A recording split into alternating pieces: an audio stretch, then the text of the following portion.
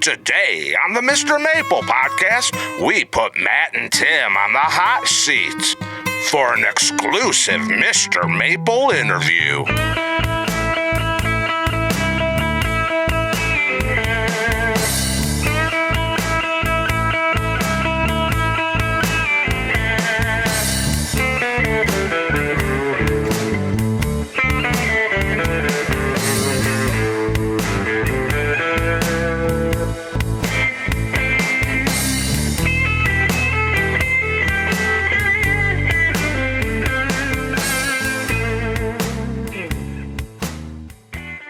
Hey, and welcome to the Mr. Maple Show. I'm Tim. We got a great one for you today. This podcast is going to be kind of fun, a little bit exciting, and a little bit different than what we normally do. Hey guys, I'm Matt. We've got Bubs here in the studio, and we're going to be doing things a little bit different. If you haven't already, go find us on YouTube, subscribe to the Mr. Maple Show. We're putting out 7 days a week content there. Nobody's bringing it like that to you in the garden world. Definitely go check out our YouTube channel. And if you haven't already, find us on some podcast platforms. Give us 5 stars. It really helps people find this podcast. You know, I was talking to a gardener at open house, and they said, you know, I thought that the podcast was kind of goofy when you first started doing it. And she was like, but now I find myself out in the garden with my headphones on, listening to y'all while I'm gardening. She was like, I can't watch YouTube while I'm gardening. I was like, perfect point. Take us to the garden with you. We appreciate it. Absolutely. So today we're doing it a little bit different. Normally, you guys are asking the questions, but today we're going to put you guys on the hot seat. So we're going to be asking you guys the questions. And this is really a hot seat. I mean, we haven't seen these questions. There's a whole list of questions that we don't really know what Sean's going to be asking us. It's the Mr. Maple hot seat. Yeah, so it is going to be the Mr. Maple hot seat. So one of us won't return. So let's get started. And this is the question everybody's been asking. When is Red Panda going to be available? I'm just kidding. Well, I can give you a decent answer to that. We do get asked this quite a bit. We have been building a ton of numbers because it's become very, very popular. We recently cut, like last week, I probably cut 200 scions on that. So we do have it in production. We're trying to, when that initial release comes out, make as many people happy as we can, but then also be ready behind that. So it's not, hey, we made 100 people happy, that sold out in 2 minutes still, and it's another year before it comes back. We're trying to stagger those releases so that when it releases, there'll be another one right behind it. And I'm guessing next spring, honestly, is the most likely answer. But I think what happened with that video is we did a video on what size to pot up your Japanese maple to on our YouTube channel. We were hyping a little bit. And we talked a little bit about Red Panda, and it grew and took on a life of its own. And when that happens, unfortunately, that means that we have to actually make more and more of those available so that we can make more people happy. I mean, our ultimate goal is to get more trees into your yard and something that you can enjoy. And for us, you know, when we started realizing how popular this tree was getting, how many questions we were getting about Red Panda, it's taken on a life of its own. People brought my children Red Panda toys for open house. Tinny's carrying to class with her right now in her lunchbox a Red Panda keychain that tucks into her lunchbox. There's Red Panda dolls at our house. I never imagined the life this would take on.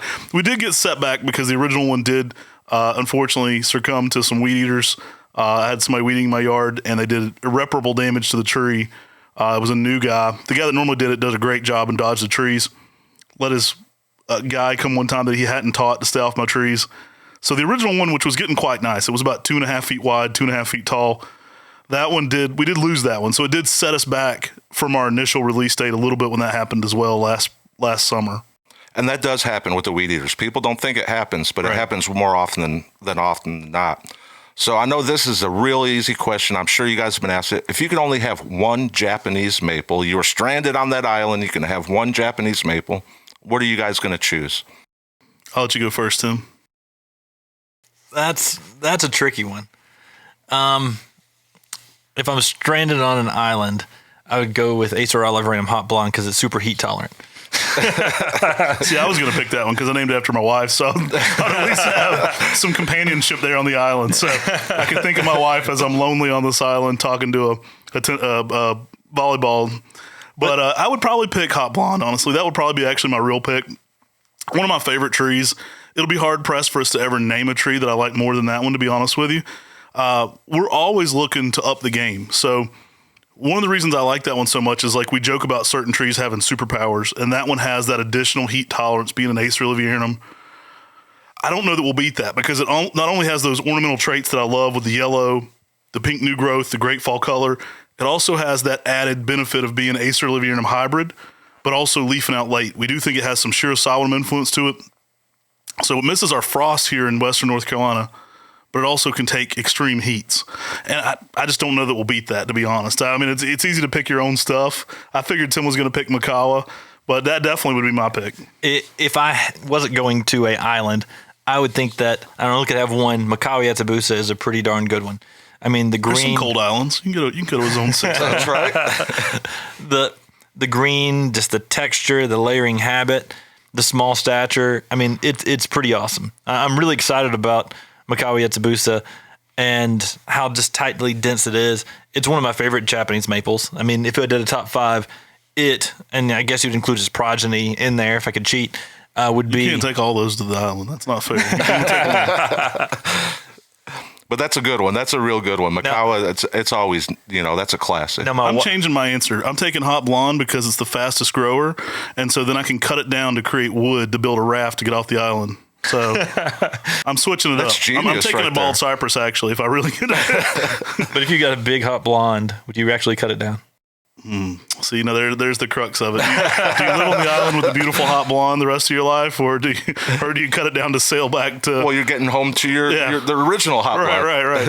I'd come home to Amy. That's what I'd do. Now, I think I've got my wife talked into putting a frog cage in like a frog atrium in our basement when we were building our house, and I can't put a Japanese maple in there because Japanese maples need to go deciduous during the winter. And I was thinking about putting an Acer fabri or a Honglong, Acer laevigatum Honglong. Yeah, I was actually telling them, why don't you have an Acer fabri in any of your frog exhibits, because they're evergreen and they would stay inside your house. Indoor plant. Like the Chinese use these a lot for indoor bonsai because they're evergreen and they're a popular indoor plant. Now, to be full disclosure, I've never grown one as an indoor plant, but I've read in Chinese literature that this is very common. I'm like, Tim, why don't you get this in your frog exhibits? Like, get an Acer in the frog exhibit. And I think I'm going to do some Rhodea japonica on the ground. I think I get some really cool stuff happening in the frog exhibit. But anyways, back to your question, Sean.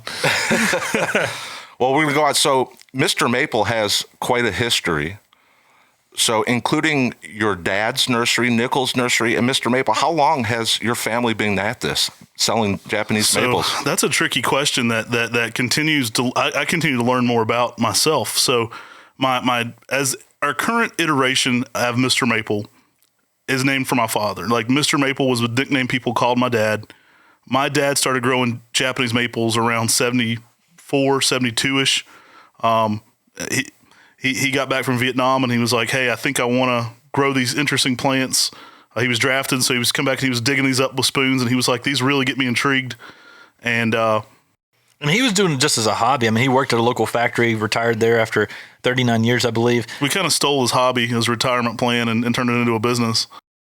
And so it's something where we got a passion from him. Our grandmother on the other side started growing Japanese maples, my mom's mother, in the 1950s. And she planted out Japanese maples around her yard just because she loved them. And she literally just said, how can I put as many Japanese maples in my yard as possible?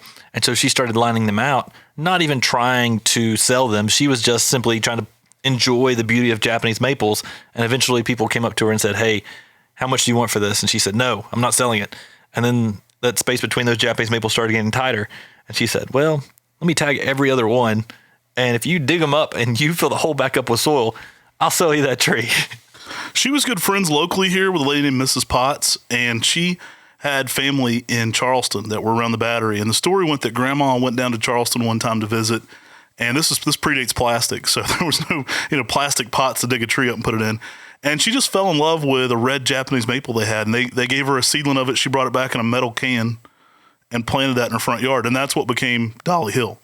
Now, independently of that, Tim and I thought that's where our story really began with maples for us. We're kind of crazy. We joke about getting out with our card and knocking on doors and saying, hey, we'd like to look at your tree, and we're these crazy maple guys. Well, my grandmother had an older brother who had a nursery, and he passed away when I was probably 2. I do remember him. And he lived across the street from the house I live in now. We would go visit him. And I actually remember him. I have a weird memory where I can remember things when I was really young, not just in photos. People swear you only remember photos. I can tell you like the shirts people were wearing and what we did and everything. Anyway, so I remember my Uncle Wheeler, and I've went and knocked on people's doors and I've said, hey, this is a gorgeous tree. This maple is incredible. Can I just talk to you a little bit about it? And they said, well, who are you? And I started talking to them. I explained to them where I'm from. They said, oh, I know your Uncle Glenn, your mom. Your Uncle Wheeler sold my grandpa this tree. And so Wheeler had a nursery, and he was my grandmother's older brother, and he was growing Japanese maples commercially for sale. And he grew all types of plants, but before my grandmother even got into them through Charleston. So we did have this from an uncle who lives on part of the property that's become part of the nursery now. And interestingly, I've even talked to some interesting nurseries that said I got their start because your Uncle Wheeler showed me how to grow plants. So. And it's interesting because it wasn't just seedlings, and there were seedling Japanese maples, but there's a grafted blood good locally. So literally a grafted clone that our great uncle had sold somebody for their yard. He was a wheeler and a dealer, they said. he would sell them the tree and then say, hey, I've got some special dirt. You got to pay extra for the dirt this came in. So he really liked to, he had the salesmanship down pat. You think the 10 at 10s are bad. I think the wheeler and the dealer even knew how to sell it a little harder. So it's been in the blood a long time. Right. So I don't even know how early he started, but pre my grandmother getting into it. So maybe even in the late 40s. That's awesome. So if you guys weren't nurserymen, what would you be doing today? I'd probably be in jail somewhere. I think he's being serious about that. So when I got out of college, I have 2 degrees in political science and history that are great for crossword puzzles, what I do now. So if you want to ever do some trivia, I got you. But they don't really pertain to what I do a lot. I think the common denominator is they were things I was passionate about and interested in, and that's still what I do today is something I'm passionate and interested in. I thought about when I got out of college teaching history. And so I was going to teach high school history. I went back to grad school to get my MAE or MAT to teach either community college or high school history. I wasn't passionate about it. My heart wasn't in it. I left there and I worked in banking for a few years before I got into this. I learned what I didn't want to do. I hated working in loan operations in a cubicle. And it's kind of like Office Space. I don't know if you've ever seen Office Space. It was kind of like, Matt, you've been missing a lot of work lately. And I wouldn't say I've been missing it. And so when the bank I worked for in Hilton had officially shut down, I kind of had an idea that I wanted to get outdoors, touch some grass, do something outdoors a little bit more and get involved in that. And it was kind of serendipitous how it came about because I moved back home, briefly mentioned to Tim who had been doing this some too. And it was kind of like, if you're doing this, I'm doing this. But I don't know. I honestly don't know what I'd be doing if I wasn't doing this because I'd probably be, the Luke Combs song, if I wasn't doing this, I'd still be doing this. If it hadn't gotten successful, I'd probably still be doing what I was doing at tailgate markets and trying to find a way to make it. I've just been very blessed that it's taken off to where it is now, but I'd be doing this whether it was successful or not. Well, I started out at UNC as a political science public policy double major and learned very quickly that politics wasn't really the thing for me. I mean, you're always arguing with people, even though you're trying to do what's right. Bless the people that can actually be a politician and really do good things. But that's just a little bit too much for me. And growing trees was a natural fit. I switched over to Western Carolina and did a business management major, and that was really my passion. And it was all because of the Japanese maples. I mean, I maybe could see myself doing something with the reptiles or zoologist or something because I love animals, mainly like amphibians. But I mean, it probably would have been something in the business world, but it's hard to get away from the maples because, I mean, we grew up getting off the school bus at our grandmother's house, working in her garden. And when my dad needed help with the nursery, we were potting plants at the house. If you'd have told me in middle school I was going to be doing this, I'd have said, there ain't no way in heck I'm going to be doing this. This was our busy work with Dad. We were out potting up rootstock and cleaning up weeds. And, I hope to make it fun enough that my kids don't see it as the way I did. Because if you'd have told me even in college this was something I was going to pursue as a career path, I would have said, you're crazy. There's no way. I think when I was in elementary school, I'd put up a business plan on growing daylilies. And I thought, hey, these things multiply really quickly if I get the right varieties. I was like, I could really make some money with this. Matt and I grew up literally helping Dad at the flea market, and we were selling Johnny Jump Ups. Those are these little annuals that pop up around perennials, I guess, because they come back every year. And they pop up every year in our yard, and we'd put them in a pot. And we'd go sell them make money for comic books and action figures. So we've been selling plants together for a minute. So it's hard.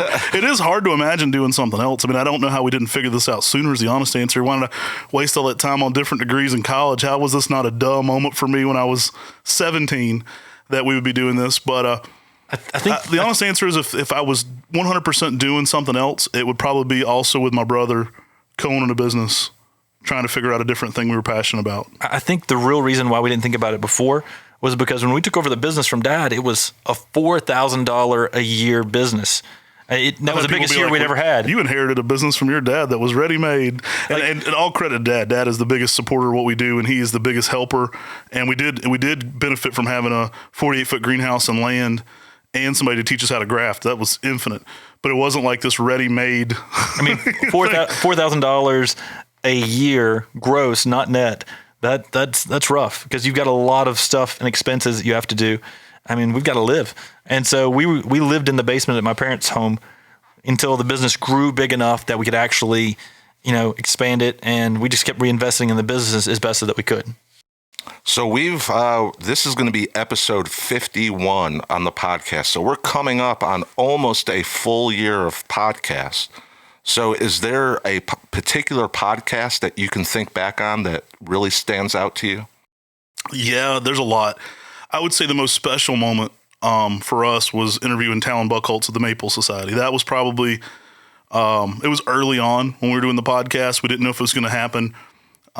They had a couple speakers cancel at the Maple Society meeting. I literally had to beg Talon Buckholtz's wife so that she would get him to do it. Right. We went to her and we Haruko's amazing. We were like, do you think you could talk him into letting us interview him on camera in front of everybody? Because he's a very private guy and he's planning on retiring, and it was a big moment for us to get to kind of have that interview with him. I think that was one of the moments I'll never forget from the podcast. But that was probably the most special episode. I would say one of the most memorable ones for me is the Sue Egriff one, for just the information. Like, I've listened to that one like 4 times myself, like taking notes. I think that was probably like the highest brow, most interesting one to me. But they're all great. I mean, there's so many good ones. I mean, I could pick a bunch, but those are 2 of my personal favorites. Interviewing Talon and getting him to go along with it. And I think having like an in-room studio audience was kind of fun. It was all around just a fun experience. It was one of those things where I didn't believe we could actually pull it off. I was nervous. And so when Haruko convinced Talon to be on the podcast, because, we had to explain it, you are the J.D. Vertrees of today. And everyone looks up to you. Talon's no holds bar. If you read his blog, Talon. Talon, he tells you exactly what he's thinking. And so, we're asking him personal questions too. And so it's like, I hope this goes well. And he was so gracious with us. He was so great. But it was like, you ask him some questions and you're like, I hope I don't just get like, no. But he was so cool about it all, to be honest. So it was like a home run out the charts for us. I think that'll always be one of our best episodes. But yeah, I don't know how it'd be hard to top that going forward. I mean, that's the Michael Jordan Maples. So yeah, so that was definitely one of my favorites. The Sue Egriff one, I've listened to it plenty of times when I was jogging. I just put in some headphones and listened to. Dude, I'm still learning stuff ideas. on that one. It gets my mind in that crazy scientist mode, which I've got this crazy scientist brain that's always thinking, hey, what if you do this? What if you do that? And so that's one that's really fun and entertaining for me to listen to continually. Like, I've listened to all the podcasts, but that specific one I've probably listened to 7 or 8 times. I'll say the most underrated one was the Billy Schwartz one. Oh, that one was great. That one was wild. That was our Joe Rogan episode, right? I mean, he says some just out there stuff in that one. And he's a trip. I mean, he's such a fun guy. He came and visited us in person right after that. So I was like, wow, if we'd known that, we'd just recorded in person with him. But he's such a trip. He's a funny guy, and he's got crazy stories of hanging out with celebrities and just everything. Witches, brooms, the whole gambit of his life experience was just a trip from Red Maple Nurseries to Muhammad Ali. I couldn't believe he said that Muhammad Ali threw the fight. Yeah. I don't know how that one didn't go viral, to be honest with you. That's the most underrated episode we've done. I'm there with you. So this kind of leads into the next question. Is there anybody out there that you really want to interview but haven't had the opportunity yet? Yeah, there's Nakata-san in Japan. He's actually agreed to come in an interview on Japanese gardening. We actually went to Japan and developed a Japanese garden with him. Mm-hmm. And we've got the translators and stuff lined up. So I'm real excited about that. Yeah, we're going to talk to him about some traditional Japanese gardening, also how Japanese maples grow natively in Japan, something we went and studied with him in person. He took us into the wilderness and kind of pointed out how trees were growing natively, Acer palmatum there in the native habitat. And so I think there's a lot of knowledge he can impart. I think that'll be a really fun episode. I recently found out that our good friend and mentor Yano-san in Japan passed away August 22nd of 2023. So that was one we had hoped to secure, and unfortunately Yano-san has passed. Awesome guy. I will always remember getting to go and visit him at World Maple Park and just go around that place. And at some point, me and Corbin are going to get together and make a video of my scrappy video. The problem is you got to clean up all my bad camera work I did when we went there. But at some point we'll do something that makes that make a little bit, do that video some justice if we have to talk around it and just kind of throw in some footage and clips. But I have some video of that we need to air of World Maple Park with Yano-san. And that's the one that got away. I wish we could have got a good interview with him on camera. Nakata-san will be incredible though. That one will be a good up and coming one. I would love to get Cor Van Gelderen on here. He's already agreed to do it. Cor's a good personal friend of mine, owner of Plantinum Esveld in Holland, and just one of the more knowledgeable people. Any of the people I look up to. That Mount Rushmore is pretty big right now, so there's a lot of my heroes that I'd like to get on here. And that's the fun thing about doing this too, is we get to have a reason to sit down with them and have conversations and ask them questions about their nurseries or their lives. And I could make a list of a million people. Dick Vandermatt I would love to interview on here. There's so many interesting ones. Yanada Tanaka, Tsukasa Maple in Japan. That'd be a heck of an interview. Kobayashi Momijien. Right. Kobayashi Momijien's been around 300 years. I mean, there's so many interesting ones. I'd love to get the guys from Australia, at Nishiki Nursery in Australia on here and talk to them about growing Japanese maples down under. That's one we plan on working out at some point. Probably have to figure out some time frame to be in here late night to film with them since we're opposite side of the world. But there's so many cool people that I'd love to interview. That's just a few. But yeah, I really like the international feel of it though. That's a part I'd like to do more of. So now we're going to get into some really heavy questions. Now. If we were to play Japanese Maple Jeopardy, which one of you would win? Now, see, he cheats. So we did this, but my younger brother cheats. So he would win, but it was because he cheated. So we did this with the Maple Society. Talon Buchholz was a presenter, and he didn't really cheat, but we were going to trade a bunch of plants with Talon. So Tim had been that day studying his website intensely. So he beat me. We did play a trivia with Talon Buchholz, the entire Maple Society. I think there were 50 people played this game, and it was Maple trivia.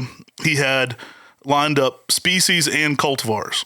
But to be fair, I did not know that I was studying for the test when I was on Buchholz's website. He had just happened to study for the test the whole week leading up to it. Now, I will toot our own horn here. Tim was first. I was second by like 6 or 8 or something.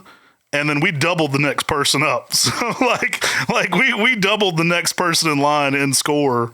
So, he might beat me, but it's close is all I'm going to say. It would be close.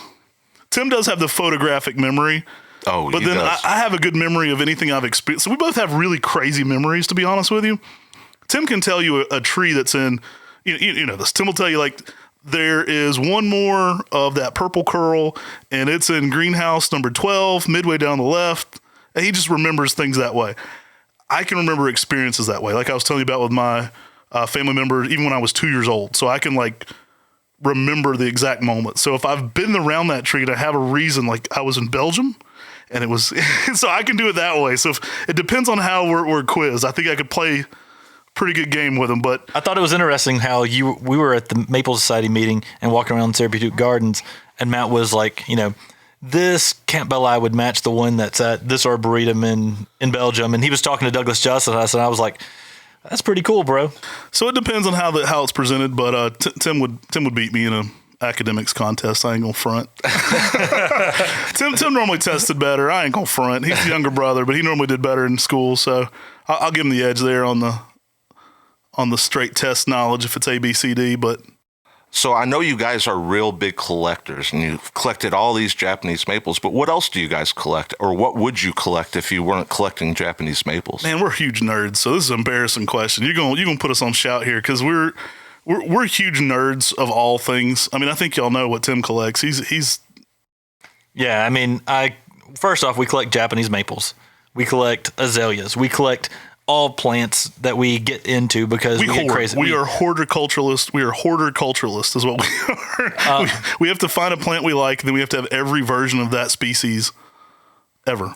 And just recently I started growing tree frogs or having tree frogs at my house. And then I realized that with red-eyed tree frogs, there are a ton of variations. So then I started collecting all the different variants that you could possibly find for red-eyed tree frogs. You don't know how we come up with a 10 at 10, and we are hoarders, and we looked for ways that get us excited. We look for things that would get us involved and would make it fun and exciting for me. So the things that get me fired up as a collector of anything, that's kind of the way we approach the 10 at 10. We want it to be fun, and we want it to be new and fresh and something interesting always. I grew up collecting Jordans. I grew up collecting sneakers.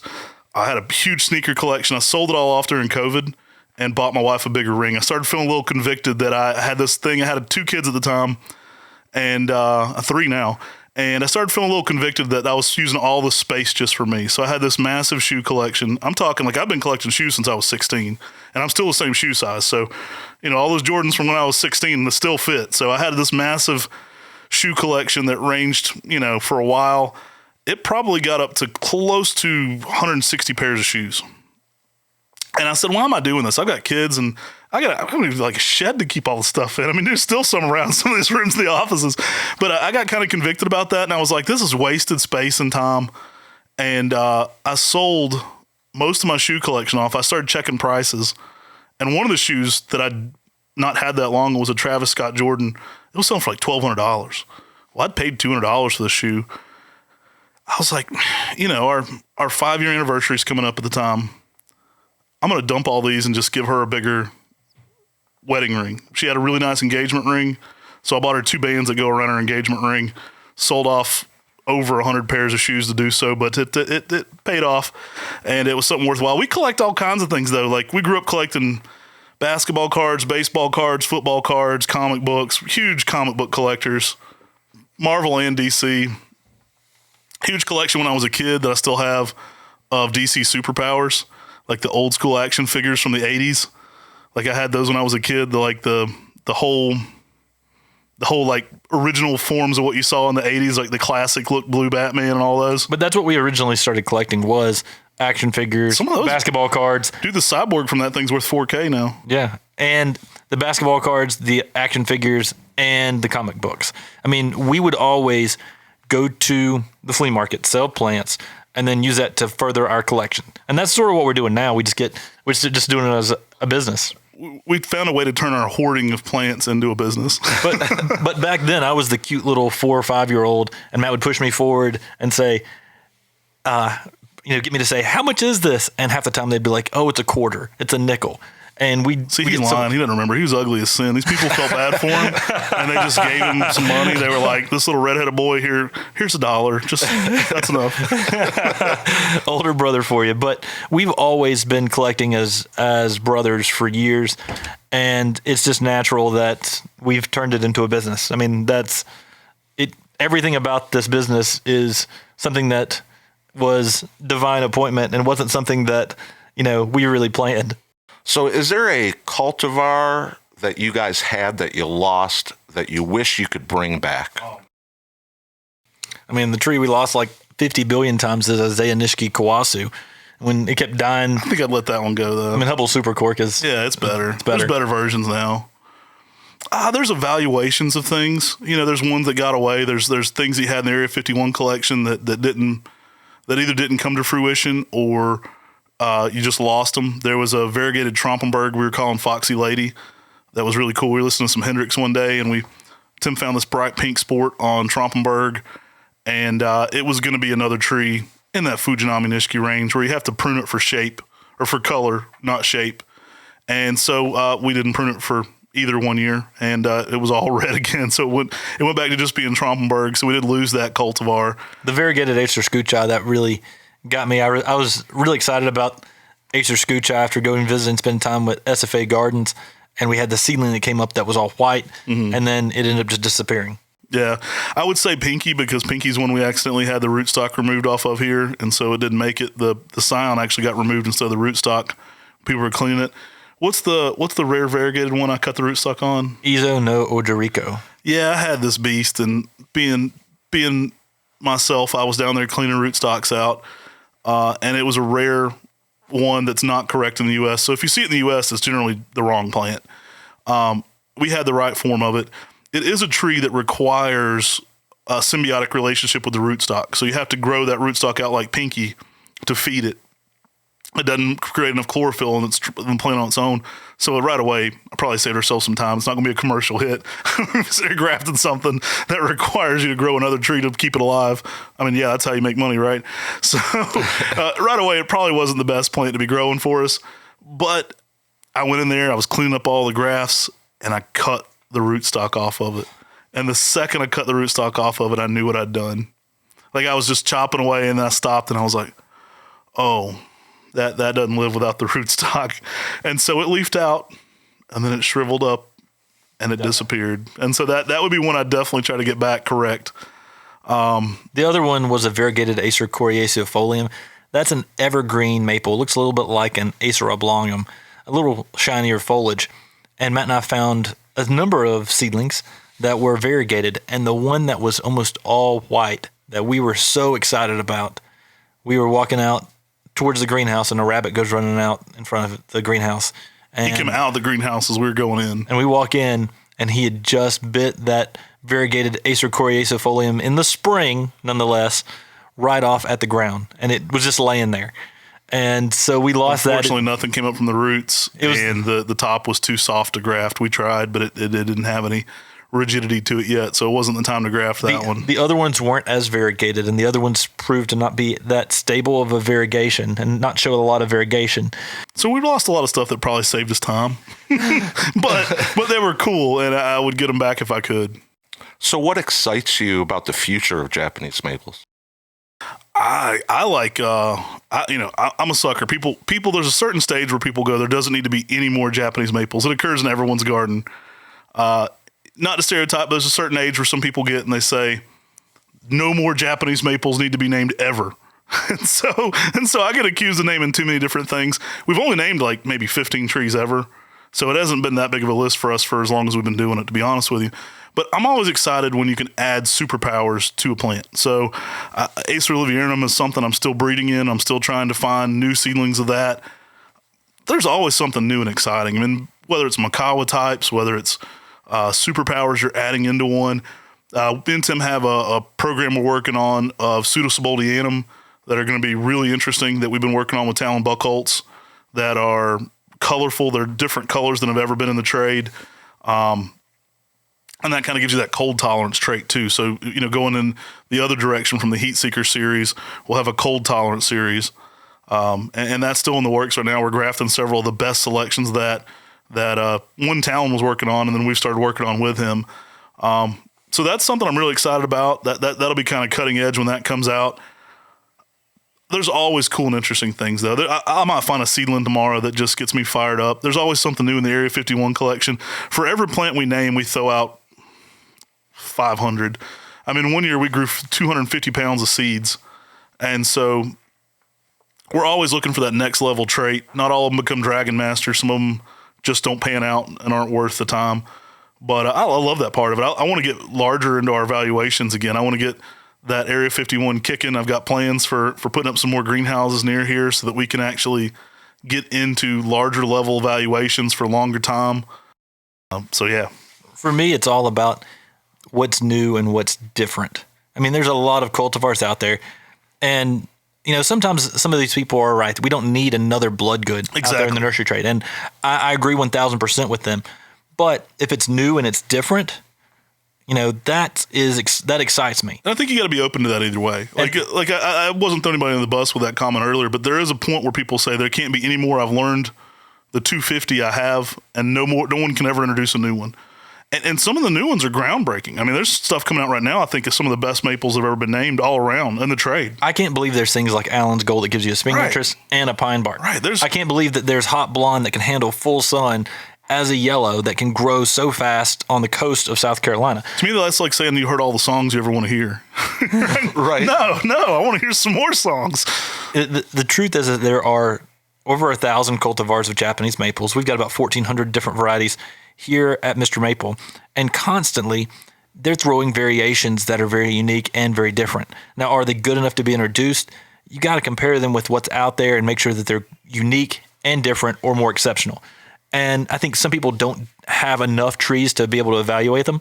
And so sometimes trees get introduced that shouldn't be introduced because that's for sure. They've got 50 varieties and this one's really cool, but it looks just like something else that's out there in the nursery trade and grows like it and sounds like it and walks like it. We don't need something that's already been out there just remarketed under a different name. That part, I understand why people get jaded to that in the industry. That's something you see, kind of a cash grab where people take a tried and true cultivar, slap a new label on it with marketing, and just push it back out there. And that I'm completely against. But I love evaluating. There's always going to be something new and cool. And there's always something that'll blow your mind. Like there's always you go through enough seedlings, there'll always be that one customer that emails me and says, hey, have you seen this seedling? I have one that looks like this. And I'm like, hold on now.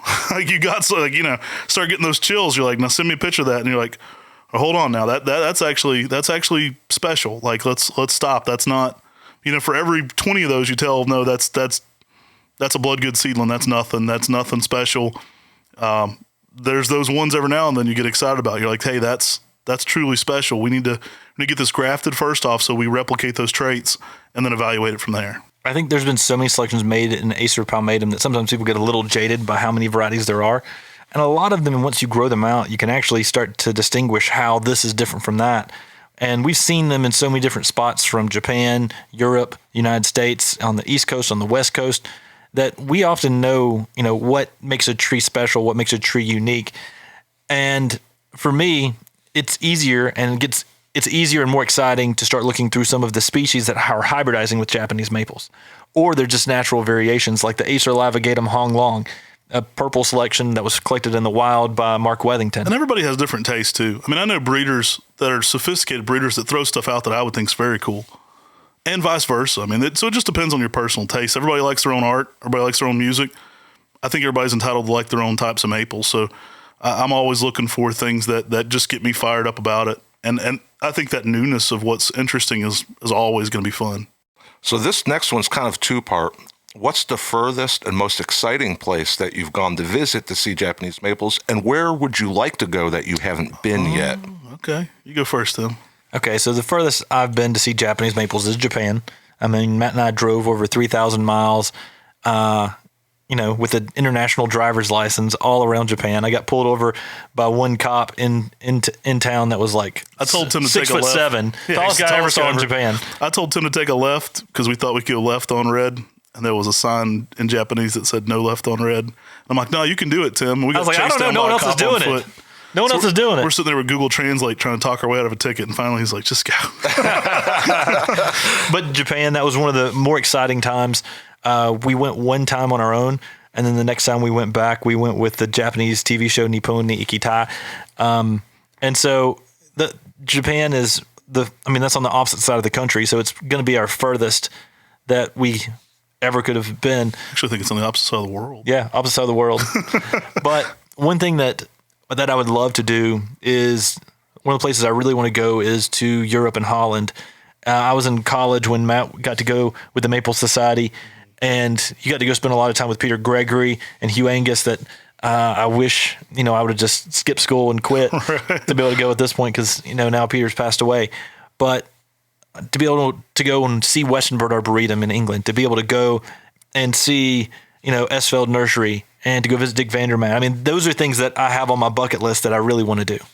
Yeah, I would say that, for me as well, the furthest would be Japan. We actually time traveled on Back to the Future Day. So Back to the Future Day, the day that Marty McFly went to in Back to the Future, we flew out of Japan at 12 o'clock at night, and we arrived 30 minutes before in the United States. So we time traveled on Back to the Future Day going to Japan. It was really cool. But that would be the furthest I've ever been. similar to Tim, I would love to take him to see Westonbirt. I did get to go to Westonbirt with Peter Gregory and Hugh Angus. That was like one of the more memorable things I've ever got to do. I went and stayed in Peter Gregory's library at his house, at his apartment, and I just laid on his futon and dreamed, looking at all the books that I could sleep in there and soak in all this knowledge in his library, that I just learned all these things. And so that was kind of a magical time learning about maples. We went to West Clear Arboretum in Belgium, which is an incredible arboretum. It's the owner of Stella Artois, and InBev owns West Clear Arboretum. So his financial situation for plants is like, he's the richest plant collector in the world. And so he has everything you've ever wanted to see, and then he has it from 1950 in a bonsai. So it's like an incredible garden. That was really cool. Belgium has so much. There's so many great nurseries, from Esveld to Dick Vandermaat, who's retiring. We need to get him on the podcast soon. But there's so many great places in the Netherlands. I would say the place I would like to go that we haven't been, that we probably would have been not for COVID, would be Australia. I have some friends in Onishki Nursery in Victoria, and they've invited me down there. Reese Bowden, who's no longer with them, came and visited us at one point, who used to be a partner. And so they have sent people here to visit us before. I would love to go see that. I think that'd be a really fun thing to see, kind of like what the differences are, and the way they're growing things. Their winter is our summer, so it's a fun time to go to, because you're going in the dead of winter here, but it's summer color there. And so that'd be an interesting place to explore for sure. Friar Park. Oh, dude, no, you ruined it for me. All right, I changed my answer. Throw it out. Friar Park, George Harrison. I was reading his autobiography, and I was doing a way to ruin my answer, dude. I was doing a report on college, and I was reading George Harrison's autobiography, and in his autobiography, he said that he wished that people knew him as a gardener rather than a musician. George Harrison said his greatest accomplishment in life was planting over 700 to 800 Japanese maples at Friar Park.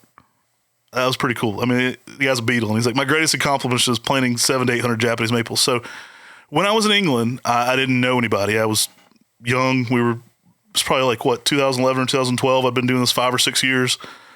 I didn't have any connections in the gardening world like that. I was good friends with Peter Gregory. Peter didn't know any current gardeners at Friar Park. So one day I decided I was going to drive over to Friar Park, and Olivia Hairston was still there. George had already passed.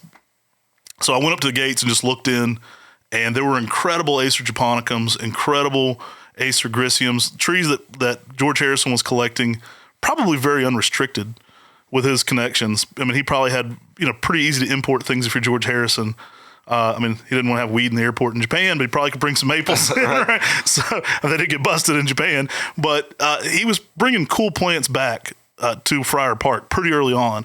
And there's a YouTube video with Olivia Hairston, and she's being interviewed, I think, by Katie Couric. And they're just walking around Friar Park, and I'm just freaking out because there's all these crazy Acer japonicums in fall color in the video. And an interesting thing about George Harrison I'll bring up, at the end of his life, a lot of Beatles fans would pretend to be into Japanese maples and ginkgos and conifers just to befriend him. So these crazed Beatles fans would come up to him and be like, oh, I really like ginkgos. I've been growing this cultivar with this little, and it would totally work. Like, George was such a sucker, they say, that's how you would get in. And then then they would be like, I'm really a Beatles fan. I don't know anything about plants, but that was his thing. Just like it's our thing. He was passionate about Japanese maples. I would love to not bug anybody there. I would love to not talk to anybody about the Beatles. I would love to go and shoot just some pictures and some video of that garden. That'd be a dream. That would be one of the top things I'd love to do, is just be able to walk through and capture some of the plants that George Harrison was collecting. Such an interesting guy already, such a philosophical guy, such a introspective guy, and to catch his garden and what he was gardening with, I think would be special. I think it's just so interesting because that's what he wanted to be known for, is being a gardener. Yeah. I mean, in his autobiography, he talks about planting all these different types of Japanese maples in his garden, and that's what he thinks, that was what he was focused on at that point in life. And it is so interesting because that we're just so passionate about the same thing now. I would have befriended him and talked about plants. I actually don't know many. I'm one of these people who don't know that many Beatles songs. All right, little brother. Come on, you're embarrassing yourself. I know. So I would love just to go look at the trees. The Beatles are great. Right. So is there a cultivar out there that you don't have that you wish you had? Not many, to be honest. I'm sure it's wildly unstable. There is an Acer Grisium cultivar called Golden Lucky, and it's a variegated yellow splotched Acer Grisium. I don't have it, and therefore I need it. But I'm sure it's wildly unstable, but I don't have it, so I do need it. I remember us trying to track down a variegated Acer Grisham, and we heard rumors of a variegated Acer Grisham. We got in touch with Pat McCracken, met him because we were looking for the variegated Acer Grisham. That's how we met our good friend Pat McCracken, and we went. And at the time, we went to his nursery, and we're like, "Hey, where's this variegated Acer Grisham?" And he walks up and he says, "Oh, it looks like it died." And we found the stump. So for us, that variegated Acer Grisham is really, really, really high up there. There's a ton of Llano cultivars. I mean, I'd go to World Maple Park. There's a ton of stuff there I need. There's the Acer Maxima Waxianum Metallic Gold, which is a golden Nico maple. I've never seen that. No one's ever seen that, to be honest with you. It's in Llano's book for maples. Talon, I've asked him about it. I've asked several collectors in Europe and several nurserymen in Europe. Maybe Guy Malot. That'd probably be the only person. No, I'll ask him some point. Maybe we'll have him on the pod. That's another one I'd like to go visit is Guy Malot in France. And then Acer Japonicum Meiku Nishiki. That's a pretty good one. It's a variegated ghost-like Meiku Jaku. But I got one now. So I disqualify myself because now I own it. So is there a cultivar out there that you wish you introduced? Yeah, I wish I introduced Makawa Yetsubusa. I'd be like, that was mine, son. Right there, Makawa. Try beating that one. I think Emperor One is a classic that was truly evaluated well. Mm-hmm. And it's a great red upright that super heat tolerant performs for people all across the country. And so a lot of people don't even know that, Dick Wolf introduced this plant. But that, to me, that's a pretty good one. I mean, that is a classic tree that a lot of people have in their yard. They don't even know they have it in their yard, but is such a good grower all across the country because it leaves out late and it handles the heat well. I wish I could have named Dr. Brown. If I'd introduced that one, I'd have called it like something super marketable, like Candyman or something. We'd sold 1 billion of them. But it has the name Dr. Brown, so people think it's brown. Then they think the plant's dead, so they don't understand it. Candyman was a tree that we had as a lace leaf that was variegated. And the weirdest thing is the late Dennis Dodge, we were going and visiting him, and he's asking us about Candyman, and we've never posted a photo of this plant. Did you hack my computer? There's photos on our computer about this, but it was the craziest thing because he was like, "So what about Acer palmatum Candyman?" Yeah, that was a wild one. Never turned out to be anything, that one, though. I would say Makawa, though. I'm sticking with my original answer. Makawa Yetsubusa, just for bragging rights. What'd you introduce? So Makawa out of Yetsubusa. your introductions, which one are you most proud of? I mean, I kind of already said, Hot Blonde is, I think, one of our crowning achievements. I had a lot of people tell me I should have patented that one, and I probably should have listened to them because I had a lot of nurserymen. They're like, I'll gladly pay you a royalty fee to produce this. Like, you need to think about it. And maybe just blind ambition, we didn't. Blonde ambition, I guess. But we didn't patent Blonde Beauty or Hot Blonde, and we probably should have. That's probably one that could have merited a little bit more protection on that one. I would say Hot Blonde first, Dragon Master second. And I'll just say Dragon Master because Matt's already said Hot Blonde. But Dragon Master is just a bright orange in the spring going to yellow weeping Ryusen style Japanese maple. And it has been a tree that we've loved. And I mean, those two are such good growers and it performs so well for people out in the landscape. It's like, man, those are going to be hard to beat. I think that's the top tier for me. Firefly, we put a name on. We didn't find it, but we did put a name on it here. I think that's right up there. I'd put that up against any reticulated plant I've ever seen as far as its show and display and its change of beauty and how it just continues to change every season. I'm very proud we got to put a name on that one, but I'd say Hot Blonde overall. So are there any Japanese maple myths out there that you guys hear that you want to bust? I got you. You got one? Because I got a good one. Well, first off, blue Japanese maples. They don't exist. We've done videos on them before. Everybody's always calling the office asking for a blue Japanese maple. Dude, I just got some seeds on eBay. They come up, they look like squash if they come up at all. Most of the time, they'll take some Japanese maple seed. throw them in the microwave, cook them so they don't come up, and then dye them with some blue food coloring. So you think, hey, this might actually be a blue Japanese maple, but it's not. Trust me, the seeds aren't blue too. All right, get the pitchforks out. We're going to get some hate on this one. You ready? Nabari and roots at the surface level on young plants are overrated. People say you have to expose all of the roots and the root flare on young plants, especially trees like 1 gallons. They'll say, well, my 1 gallon doesn't have any root flare to it. It's a 1 gallon. Like, it's not gonna. I mean, the honest answer is it's not. A lot of people will bare root Japanese maples in leaf in summer to work on the root collar. And I think that's overrated. I don't believe in that. I think, can it help? Certainly. Like, if the tree has great root flare, it's going to grow more effectively. I don't discredit what's being done, but I think it's overrated.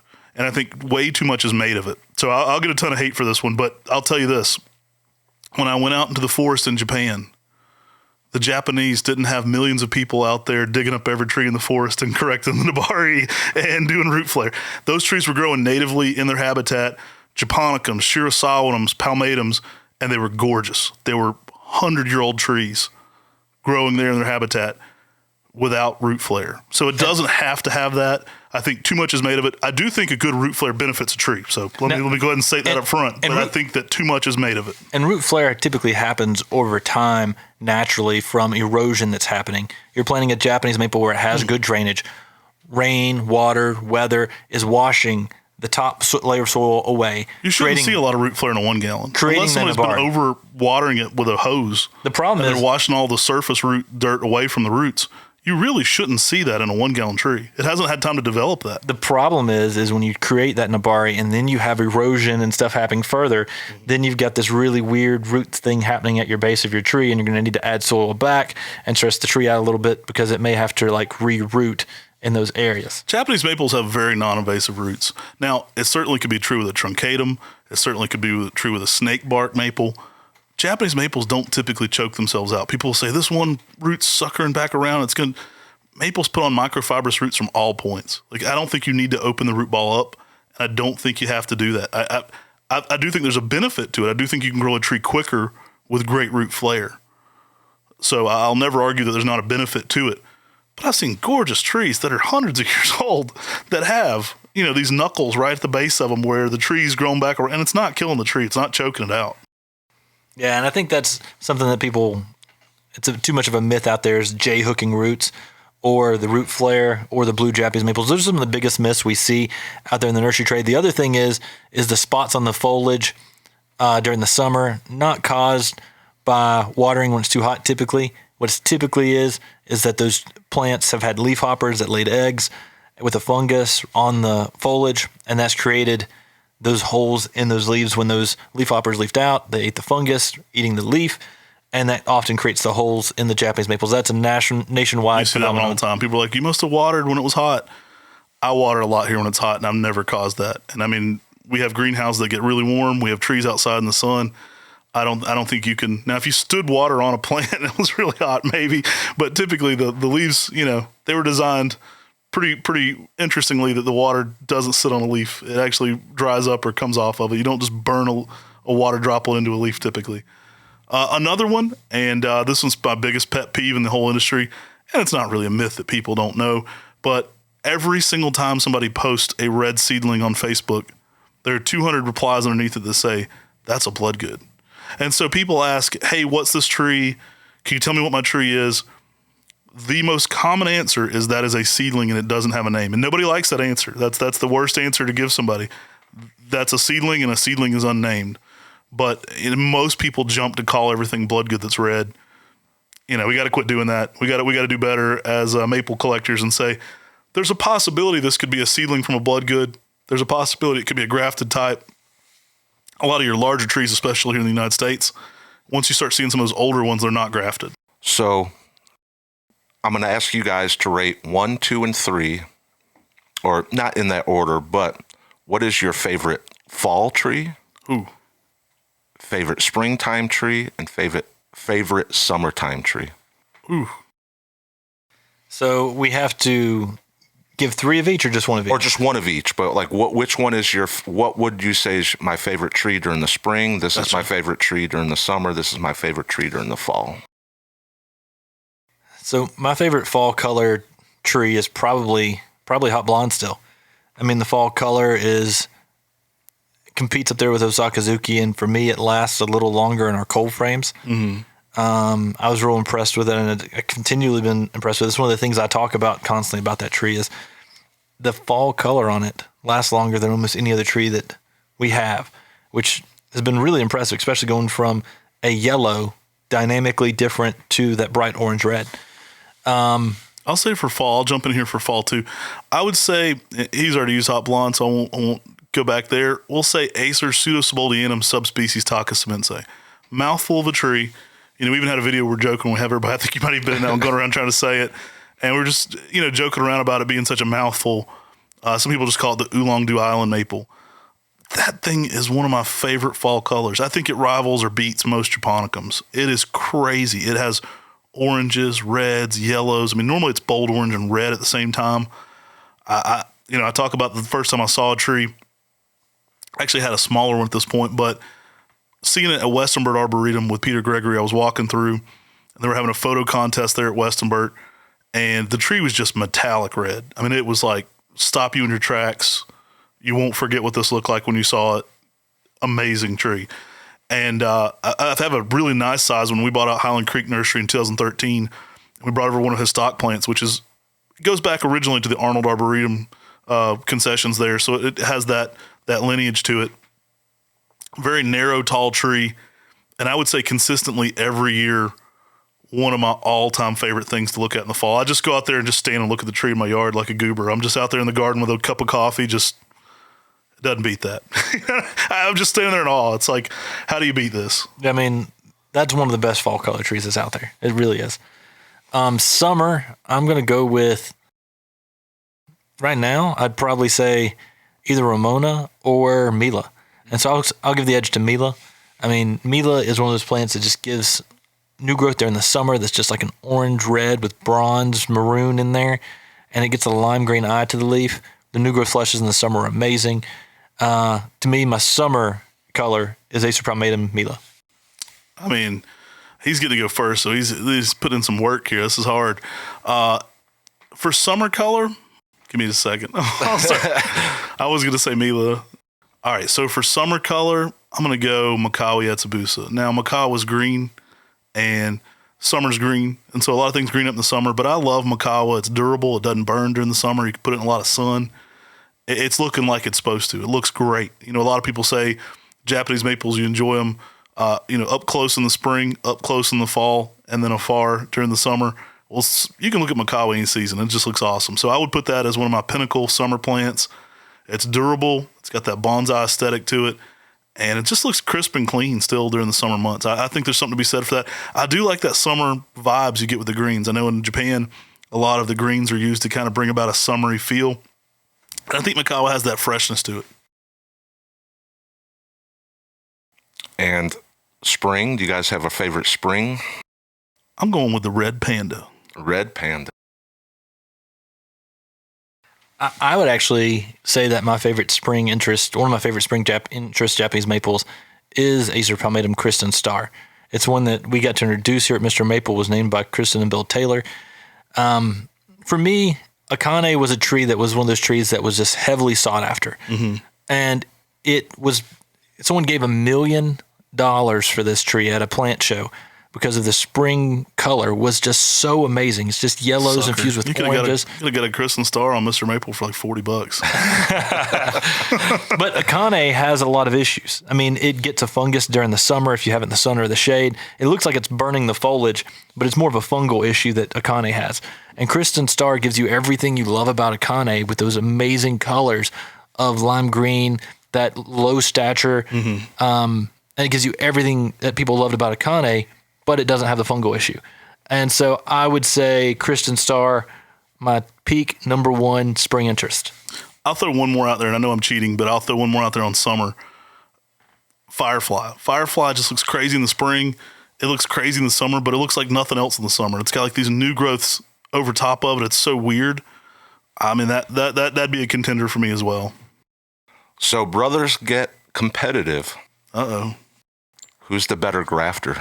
Oh, come on. Come on. That's Matt. He's definitely the quickest grafter and probably the better grafter of us two. I mean, better looking too, dang it. Like, let's go ahead and I don't know there. about that. I already give him the brains. I got to have good looking grafting over here. Better beard, better good looking, better grafter, funnier, taller, fatter. I mean, I don't know what you want to do, but I got it all.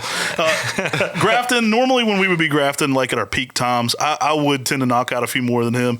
Dad taught us both to graft, but Tim would normally be setting me up. Like if we're in our peak competitive, like we're really trying to knock out numbers. When we did Highland Creek Nursery, we needed to do around 20,000 grafts that year. Tim would be setting me up so I could try to go as quickly as I could. But yeah, I normally do a little bit better. Like I would do, if I had everything laid out, I could do 300 a day. Matt would be able to do 500. And I'm on took too. So logistically, my mind was always like, okay, he's doing more grafts. He's doing a good yield. Let me set him up and have him, throwing out as many trees as he can. Now, Dad always joked, we were at Pat Dye's one time and all the grafters are down there and they're like, how many grafts did you get? What's your percentage take? And there was a guy and he's like, 96.2. And they're like oddly specific numbers. Like, I don't know how you're getting, what's your graft? Well, this year it was 88.7. And they're like, what about you, Matt? And I'm like, everybody's, just talking big. No, nobody's did that. Like, come on. These guys are all just making up numbers. If they did like 16. Right. And they're weirdly specific numbers. And Pat Dye's like, Matt, what's your percentage? I want to know. And I said, you're not going to believe it, Coach. Got 120% this year. I said, some of those darn things fell over and grew together. I didn't even touch them. He was laughing. But yeah, everybody always inflates their number on the yield. Everybody's a good grafter if they've cleaned up the no takes before you show up. So everybody gets 100% if you come after they've cleaned the takes out. But I normally knock out a little bit more than that. So does the competitiveness come out as well when it comes to coming up with names for introductions? No, I think a lot of our names comes up when Matt and I would be on the road traveling to garden shows. And we used to do a lot more of this where Matt and I'd be on the road together. Mm-hmm. And we'd just be sitting around throwing out names. And we'd say, what about this? What about this? And we'd have these lists of names just stored back somewhere in our brains of all these different ideas that we liked as names. Mm-hmm. And a lot of those trees we hadn't never found a tree for yet. Yeah. But we'd thought of a cool name that we really liked. We're not too competitive with that. I mean, I'll be honest. If he says something that's better than what I've got, I'm like, that's better. If we listen to it, and both of us just want what's right for the tree. So nothing ruins a good tree like a bad name.